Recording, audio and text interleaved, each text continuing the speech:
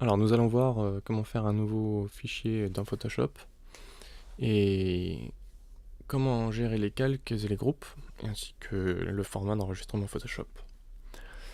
Alors tout d'abord, rendez-vous dans le menu fichier, sélectionnez nouveau et la fenêtre nouveau apparaît où on vous demande le nom de votre document. Donc à la place de son titre, on va mettre tuto calque.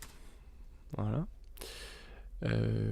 Ensuite, alors vous avez des paramètres prédéfinis. Je vous propose de voir plutôt en détail ce qui se passe en dessous, à savoir largeur hauteur, exprimée dans différentes unités, pixels, pouces, centimètres. Donc pour un affichage écran, ça peut être pratique d'utiliser les pixels. Donc dans notre cas, moi je vais faire une image de 500 pixels par 500 pixels parce que ça rentre bien dans l'écran pour la vidéo. Je vais laisser résolution 72 parce que je vais faire une image destinée à l'affichage écran. Et puis je vais la mettre en mode RVB parce que pour les mêmes raisons, je vais être en affichage écran. Si c'était une image à imprimer, un flyer, un poster, j'utiliserais couleur CMJN. Les autres sont d'une utilité, on va dire, plus relative. Concernant la profondeur de l'image, je vais sélectionner 8 bits, qui m'offre plus de 16 millions de couleurs. Je pourrais utiliser 16 bits et 32 bits, si je désire plus de couleurs, ou utiliser des couches supplémentaires. Sachant que, faites attention, les filtres Photoshop ne sont pas tous disponibles en 16 et 32 bits. En revanche, ils le sont tous en 8 bits, donc vous ne serez pas limité en 8 bits. Et puis, le contenu de l'arrière-plan, pour le moment je vais mettre blanc. On pourra voir couleur d'arrière-plan. Bon, ici c'est blanc aussi, mais ça pourrait être autre chose. Et puis transparent aussi, ce qui nous crée un calque transparent, on verra plus tard.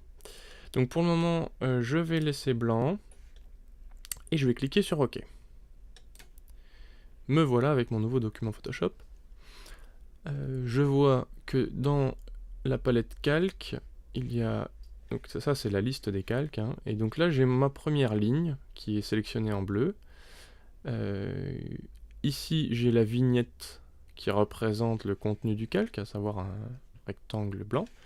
J'ai son nom, ici c'est un arrière-plan, écrit en italique. La particularité de l'arrière-plan, c'est donc il apparaît quand on choisit de mettre un arrière-plan blanc, c'est qu'il n'a pas les mêmes propriétés que le calque, il est verrouillé et on ne peut pas le manipuler. Si je prends mon outil de déplacement par exemple, voilà, impossible d'effectuer cette opération car le calque est verrouillé. Bon, je peux tout simplement, par un double clic sur l'arrière-plan ici, le transformer en nouveau calque, que je vais appeler fond, voilà, ok. Et donc là j'ai un calque qui n'est plus verrouillé. Notez que je peux changer le nom du calque en double cliquant sur son nom, et je peux éditer. Alors, vous voyez que je peux sélectionner ou non un calque. Si j'utilise mon outil de déplacement, là, il me dit aucun calque n'est sélectionné. Je dois donc sélectionner le calque avec lequel je travaille, et ensuite, je peux le déplacer. Alors vous voyez, quand je déplace mon fond, j'ai un damier derrière qui apparaît, qui représente la transparence. Pour le moment, je vais laisser mon fond comme ça. Alors, je disais donc c'est une liste de calques. Pour le moment, on n'en a qu'un, mais si on en fait un nouveau, en faisant par exemple calque, nouveau, calque, que je vais appeler dessin, voilà. Vous voyez que bon, celui-là il est transparent, je lui ai dit de ne pas remplir. J'obtiens donc une liste et le dessin est au-dessus du fond.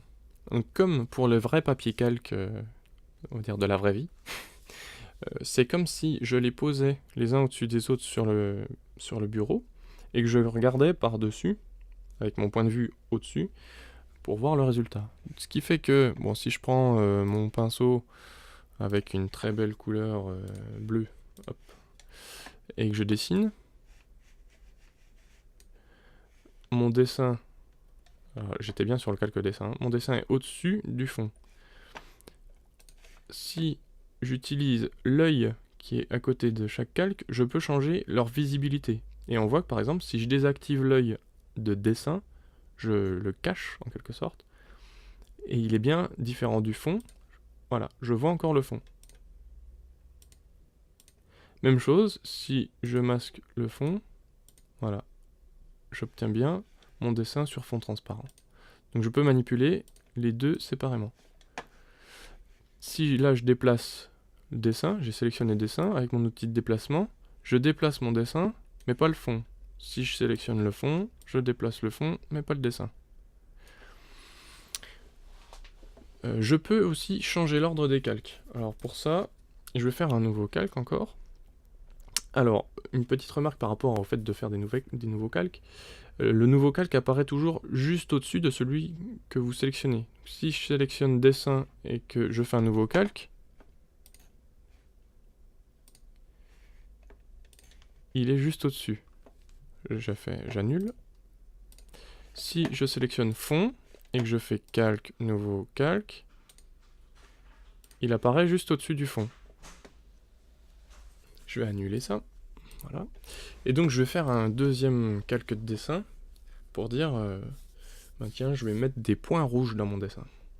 Alors, astuce au passage, vous avez ici deux boutons. Celui-ci, c'est le bouton de nouveau calque. Donc je fais un nouveau calque au-dessus. Et donc je peux le renommer en dessin rouge. Allez. Je prends mon outil pinceau, je me mets en rouge. Et je fais des points.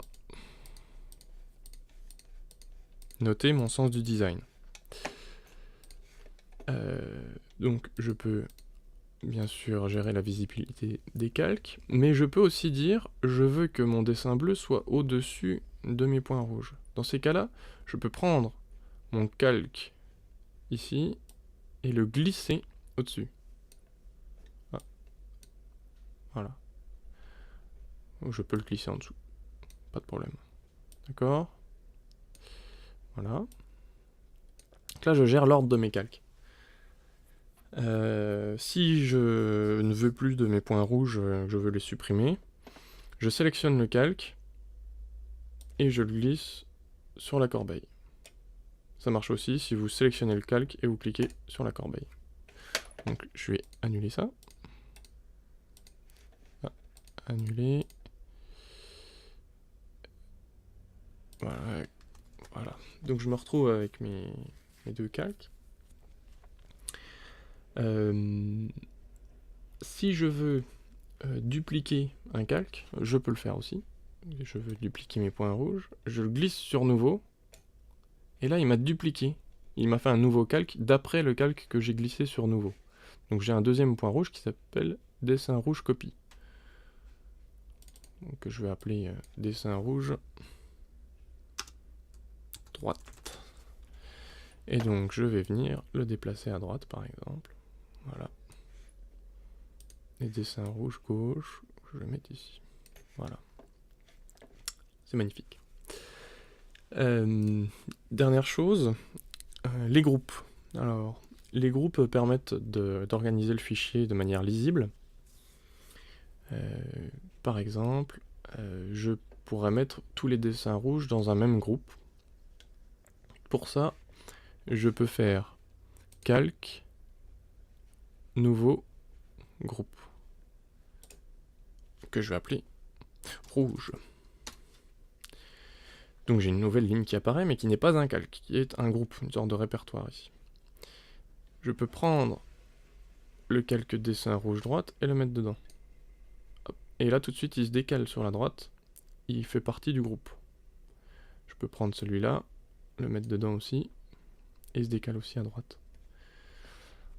A noter que si je décale le groupe dans la verticalité et que je le mets sous dessin bleu, comme ça, tous les dessins du groupe se retrouveront en dessous du dessin bleu. Voilà. Hop. Et je manipule plusieurs calques à la fois. C'est valable aussi pour la visibilité. Si j'utilise l'œil qui est en face de la ligne du groupe, je peux masquer tous les calques. Mais je peux garder la visibilité de chaque calque indépendamment, il n'y a pas de problème. Pour gagner en place, quand on commence à avoir beaucoup de calques et que ça rentre plus en vertical et que c'est plus lisible, on peut fermer les groupes. Là, je sais pas si on voit bien, voilà. Là, il y a un triangle sur lequel on peut cliquer pour fermer le groupe. Hop, il se met à l'horizontale et on a fermé le groupe.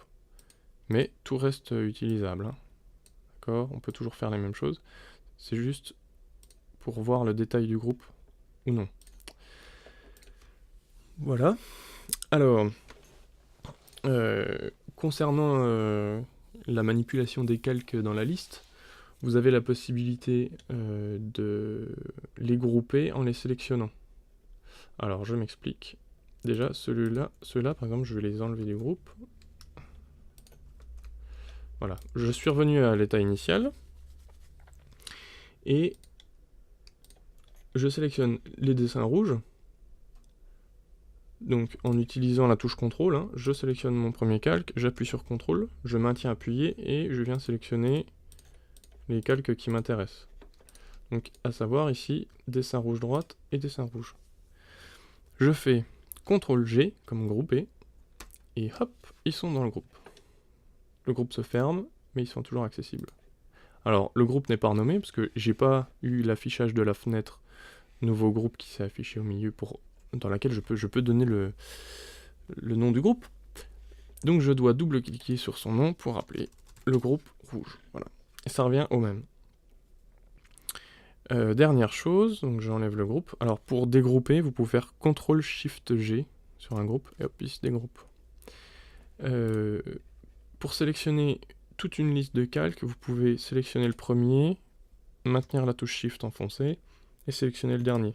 Et là, on voit qu'il a sélectionné tous ceux qui sont consécutifs du premier au dernier. Ça vous évite de faire CTRL plein de fois. Enfin, de cliquer CTRL plein de fois. Voilà, ça c'est pratique également. Je peux supprimer les calques aussi avec la touche Backspace. Donc je sélectionne un calque et j'appuie sur Backspace. Il me les supprime. Voilà. Et puis enfin, on va enregistrer notre fichier. Alors pour garder tous les aspects éditables du document, à savoir plusieurs calques dont on peut gérer la visibilité et tout ça, on va l'enregistrer sous un format Photoshop, qui est PSD. Donc on voit qu'il nous propose comme nom de fichier le nom du document .psd, qui est Photoshop document. Et celui-ci conserve tous les calques. Et je peux l'enregistrer en gardant calque ici, et mon profil sRGB. Enregistré.